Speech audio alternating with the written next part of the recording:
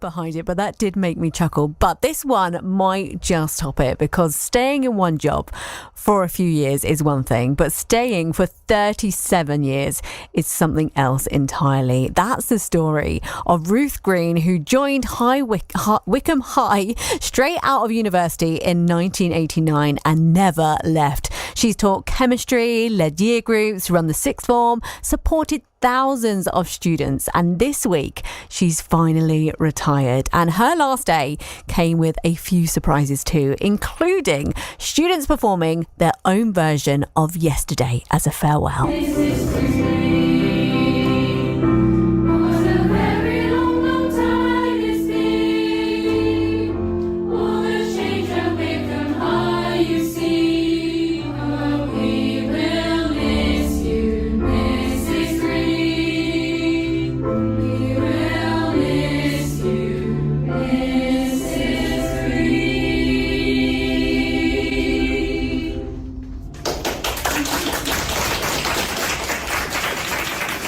Well, that's a bit emotional, isn't it? Well, I'm very happy to say that Ruth joins me now. Hi, Ruth.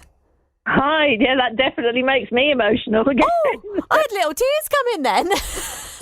How yeah, lovely. It was very sweet. Well, Ruth, lovely. let's talk about you, because you joined the school straight from university back in 1989. Did you ever imagine back then that you'd still be there 37 years later? No, definitely not. I don't think anybody thinks about that length away when they're as young as that. So no. And what was it, that made you stay? Why did you love it so much? I love working with young people.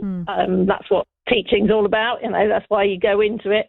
But the school is just such an amazing place. There's so many talented people there, lots going on. It's a real community feel to the school. And there were lots of different opportunities. It wasn't the same job all the time. No day's the same in teaching anyway. You teach the same lesson 3 times and it's different every time. So, it's just good variety and everything. When you were at university, was it teaching that you knew you wanted to do? Was that kind of the career path that you were heading anyway? I'm one of those weirdos that at 14, 15 thought, I want to go and teach. But my chemistry teacher told me not to go and do a teaching degree. He said, go and do a proper chemistry degree so that if you hate it, you've got somewhere else to go. But I never did hate it. So... Oh, I love that. You're one of the rare ones, because I remember when I was thinking about going to university, I didn't have a clue what I wanted to do. And I think that's quite, common for people, especially today. They've got no idea where they want their career path to lead them. And a lot of people do change careers throughout their life as well. But you've loved it from early days by the sounds of it. Yeah, definitely. When I was head of sixth form, yes, I had all the conversations with sixth formers that were saying, I don't know what I want to do.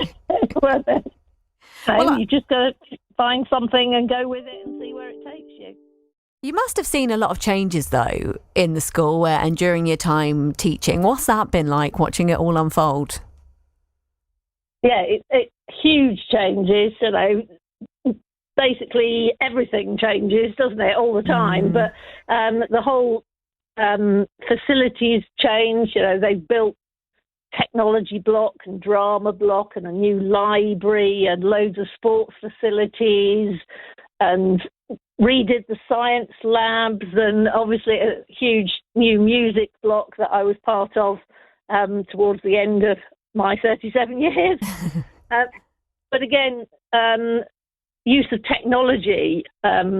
When I first started, we were using chalk on of course, blackboards and writing with overhead projector pens on acetates and everything. We thought that was really fancy. And then we got interactive whiteboards where the kids could come up and move things around. And then now every child in the classroom has got their own tablet and can access the internet at a moment's notice, look things up, and it's very different. Oh, it's crazy when you think about that. I was just thinking back to the projector and the little wobbly plastic sheets that you had to try and line up straight so you can read them. But you've seen it all there, haven't you, now? And now the iPads that children are using, it's mad to think of how far we've kind of moved on over those 37 years. But is there a favourite moment that you have from the school at all? I think there's too many, really. Yeah. I must admit, some of my favourites were in the classroom when you suddenly hit a light bulb moment with students where they've been struggling with something for ages, and then all of a sudden they went, oh, that's actually quite easy. And that's one of the best bits, when you can share your subject and get it through to people and that sort of thing. Oh, yeah, it must be so rewarding. But I know music has also been an important part of your life at school. Can you tell me a bit about music? So I studied a musical instrument when I was a child. I was a violin player, and I was lucky enough to be able to get that back out and join in and help out with the school orchestra, which was fabulous because it meant I could, do things like help the students with tuning their violins and that sort of thing, but also they could see that adults need to work at things as well. And, there were times when I thought, I don't know how to play this. How are we going to play this? And we worked together and that sort of thing. And it's just the buzz of live performances after weeks and weeks of practicing and everything.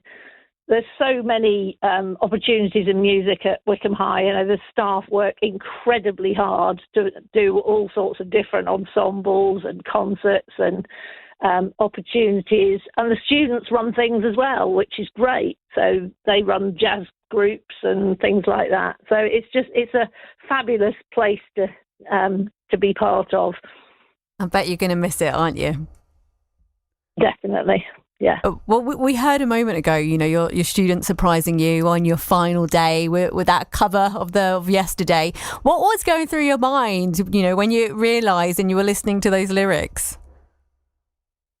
Yeah, it did sort of, it chokes you up a bit when you think, oh, this is really sweet. And more to the point, all these girls are giving up their lunch break to come and perform. So that was special. And the sixth form had recorded theirs because they're out on work experience. So they did a little bit in the middle. So they weren't even there, but they've been a part of it. So it was lovely. It was really nice. And you're now retiring. So what's next for you, Ruth? What are you going on to do? Well, we're moving regions. We're going up to the Midlands to put ourselves halfway between our daughters.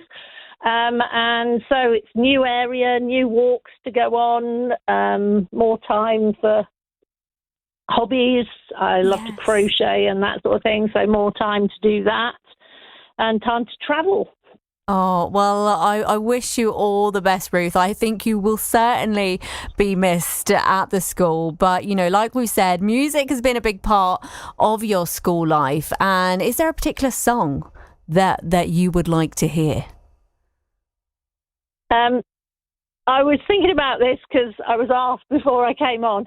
The song that I would like to choose may sound like a weird one to people that know me, but is Wannabe by the Spice Girls. Our senior choir did an arrangement of Wannabe as an English madrigal, so terribly serious and all the rest of it. And it just made me chuckle, and so I'd love to hear that. Well, obviously you're lucky because version, but not the madrigal. You're speaking to the biggest Spice Girls fan there is. So let me play this for you, Ruth. You take care. Lovely to speak to you. Hey. Yours.